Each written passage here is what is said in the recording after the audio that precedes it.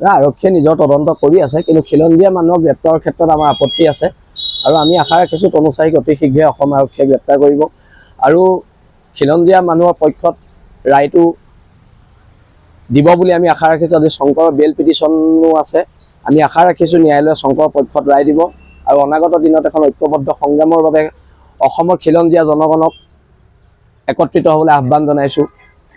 এই সংগ্ৰামখন বহিৰাগত মানুহৰ বিৰুদ্ধে, বাংলাদেশীৰ দপদপনিৰ বিৰুদ্ধে আৰু এতিয়া এই সংগ্ৰামৰ ধাৰাত প্ৰত্যেক খিলঞ্জীয়া মানুহ বীৰ লাচিত সেনা নামৰ সত্তাটোৰ লগত জড়িত হৈছে। তাৰ বাবে খিলঞ্জীয়া জনগণক ধন্যবাদ জনাইছোঁ আৰু অনাগত দিনত এখন ঐক্যবদ্ধ সংগ্ৰাম হ'ব আৰু এই ঐক্যবদ্ধ সংগ্ৰামে জাতিৰ মুক্তিৰ পথ মুকলি কৰিব। প্ৰগতি বৰুৱাৰ ক্ষেত্ৰত তেখেতৰ যি সংগঠনত আছিলে পূৰ্বতে সদৌ অসম ছাত্ৰ সন্থা, সেইটো তেওঁলোকৰ আভ্যন্তৰীণ বিষয়, কিন্তু বীৰ লাচিত সেনা নামৰ এই সত্তাটো প্ৰত্যেক খিলঞ্জীয়া মানুহৰ লগত আছে।